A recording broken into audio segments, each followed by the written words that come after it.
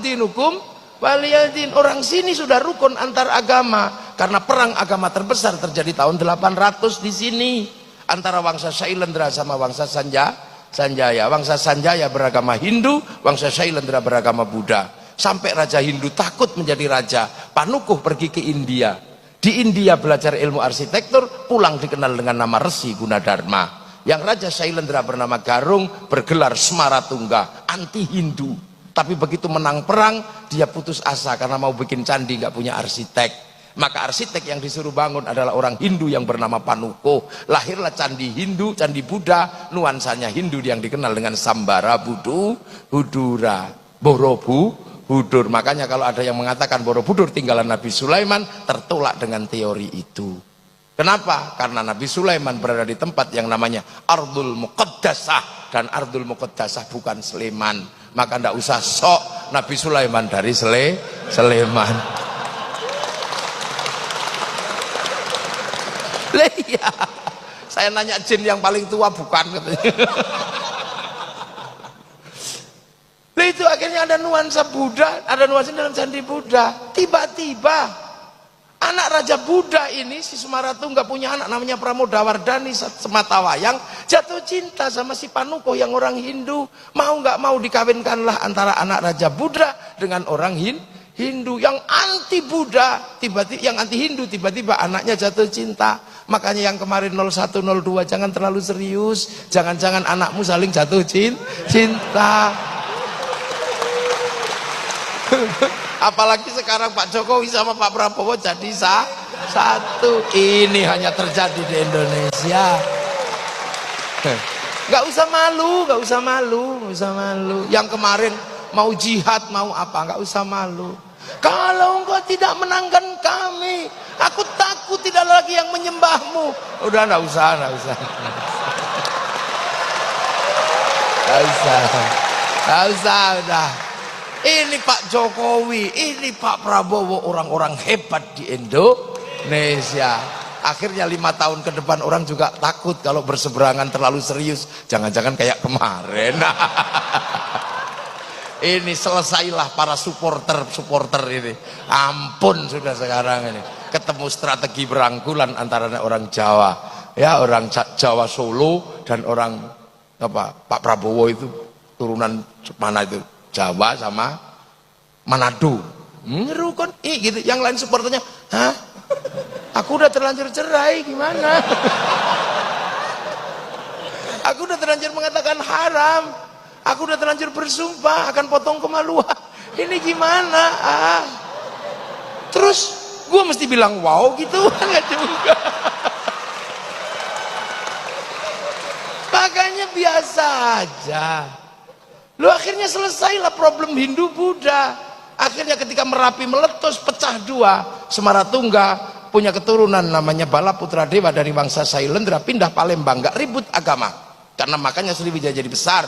Sindok pindah ke timur bangun Wangsa Isyana, menjadikan diri sama Doho, lahirlah Singosari, nggak ribut agama. Pada zaman Majapahit, di zaman era Brawijaya, bangsa ini dirukunkan dalam satu kerukunan besar namanya Bhinneka Tunggal Ika. Setelah itu saling jaga, Hindu jaga Buddha, Buddha jaga Hindu. Maka kemudian kalau ada Banser, ada Ansor kok jaga gereja, nggak usah ribut. Itulah warisan asli bangsa Indonesia. Di Bali yang jaga masjid pecalang, di New Zealand yang jaga masjid orang Nasrani. Nggak usah ribut. Tumpeng masuk gereja, nggak usah marah, nggak usah emosi, nggak usah. Hanya karena kebiasaan, nggak usah. Udah biasa aja ini Indonesia. Nonton film Korea biasa aja, nggak usah kafir. Masa gara-gara kalah ganteng sama aktornya terus bilang kafir? Jangan gitulah. Kita biasa, jadi kita ini punya bangsa. Jadi kita rukun, makanya kiai rukun karena bineka. Para tilmidun muridun rukun dalam bahasa santri, dan sampai hari ini kerukunan itu terjaga. Hanya di Indonesia Yamaha rukun sama Honda, hanya di sini. Hondamu apa? Mio, itu hanya di sini. Hanya di sini minuman botol rukun dalam nama Aqua. Hanya di sini mie instan rukun dalam nama Sarimi. Hanya di sini seluruh pompa air rukun dalam nama Sanyo.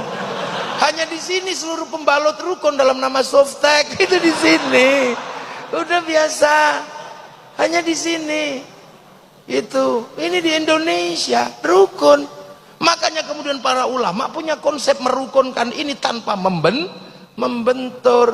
Akhirnya kemudian kehilangan tanah air ini, Islam harus punya bangunan baru. Maka lahirlah sebuah bangunan baru di mana raja dan hamba sebagai struktur yang disepakati di Nusantara, mulai dibikin struktur kecil di tengah antara raja dan hamba. Struktur itu dikenal dengan nama musyarakah yang akhirnya menghasilkan bahasa masyarakat.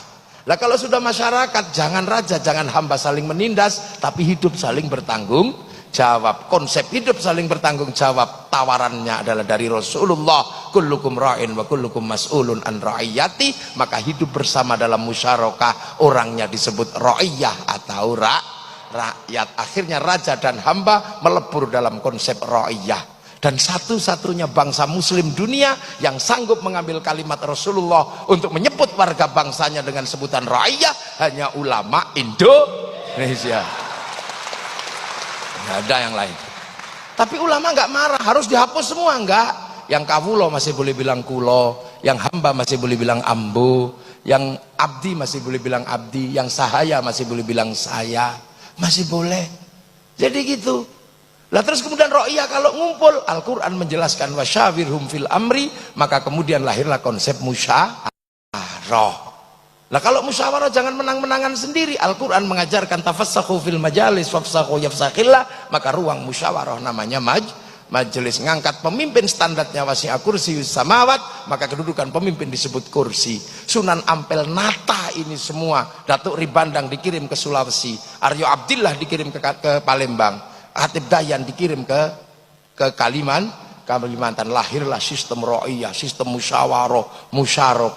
Kemudian ini bersatu, Belanda datang, dilawan secara bersama-sama. Belanda pergi, daerah yang merupakan konsep para wali bersatu dalam sebuah nama wilayah. Artinya al-wali meninggalkan wilayah, dan wilayah itu dinamakan Negara Kesatuan Republik Indonesia.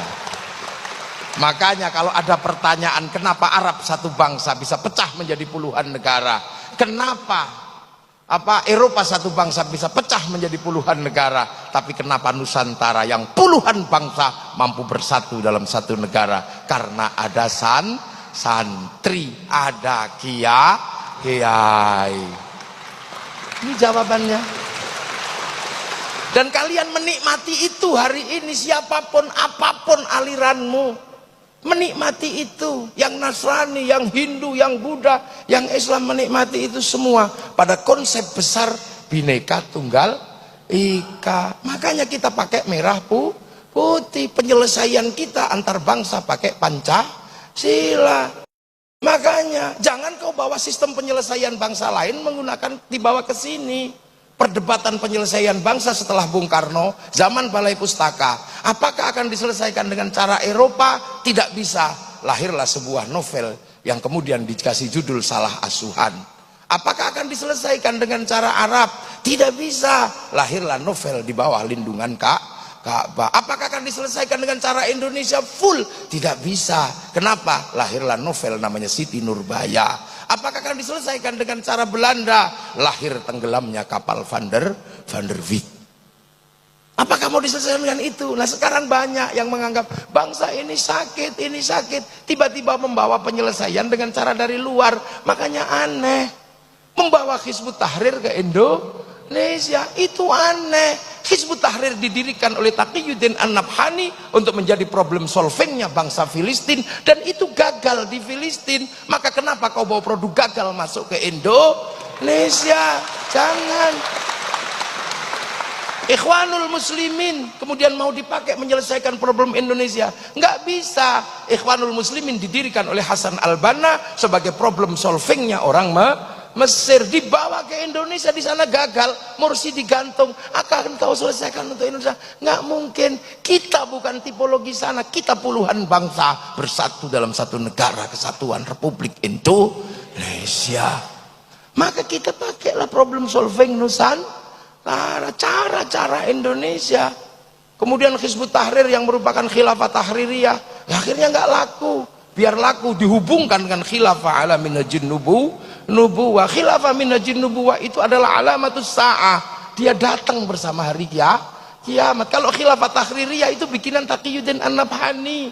Maka biar seolah-olah Taqiyuddin An-Nabhani dengan khilafah tahririyah nyambung dengan khilafatun nubuwah yang bagian dari tanda kiamat, maka ada yang selalu mengatakan kiamat sudah dekat. Masih jauh, masih ada santri. Lu santri kalau zikir bunyi, maka yang tidak ngerti bisa dengar menirukan. Pakai speaker yang jauh bisa dengar menirukan. Nah, yang lain cuma diam gitu. Nah, yang nggak bisa zikir sampai mati juga nggak bisa zikir, nggak dengar apa-apa. Strategi luar biasa. Makanya jangan kau sebut negeri ini tauhid. Itu loh. Maka karena konsep besar adalah wilayah, maka santri yang merupakan tinggalan para wali, begitu bangsa ini harus memilih sikap. Apakah sikap memilih dasar Islam ataukah sikap memilih dasar bangsa dan negara? Kiai Hasyim Asy'ari memilih sikap bagaimana membangun bangsa dalam ketuhanan yang Maha Esa, meninggalkan yang namanya dan kewajiban syariat Islam bagi pemeluknya.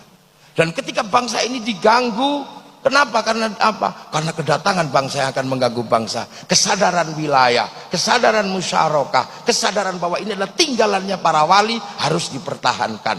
Maka ketika Belanda datang, kaum muslimin melakukan perlawanan, dan perlawanan itu diambil alih oleh santri dengan bikin keputusan yang sangat syar'i, namanya resolusi jihad tanggal 22 Oktober tahun 45.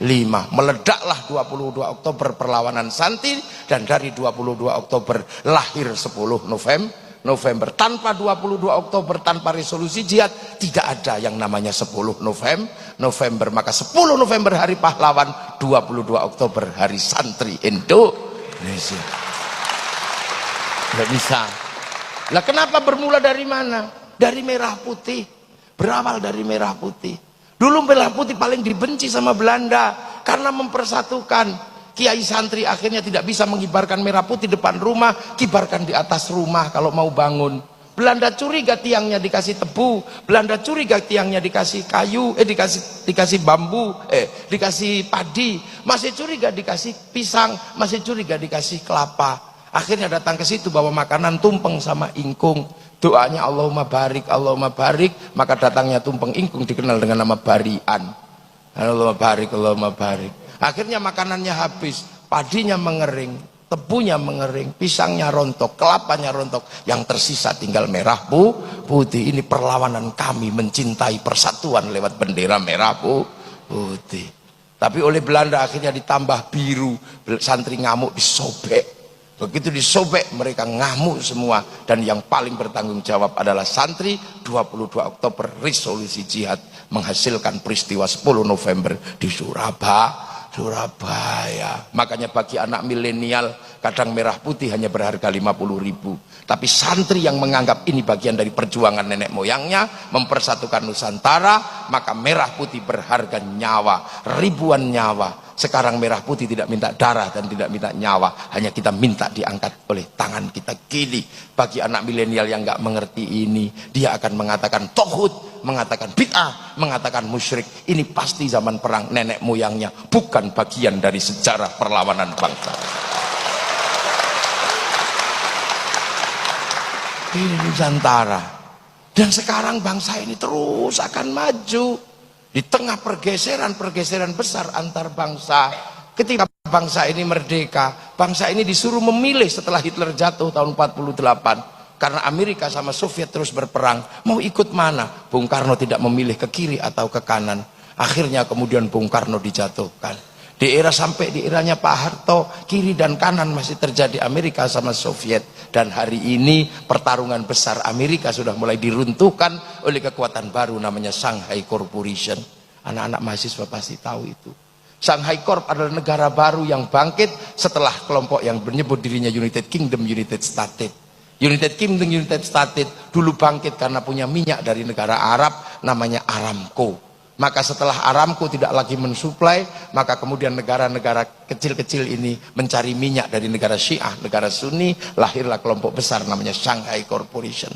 Amerika emosi, maka kemudian sumber minyak Shanghai Corporation diantem dengan isu Syiah Sunni. Maka kita mengenal isu Syiah Sunni, tapi proses itu gagal. Kenapa? Karena Indonesia nggak terlibat. Coba Indonesia terlibat dalam konflik itu, pasti jadi.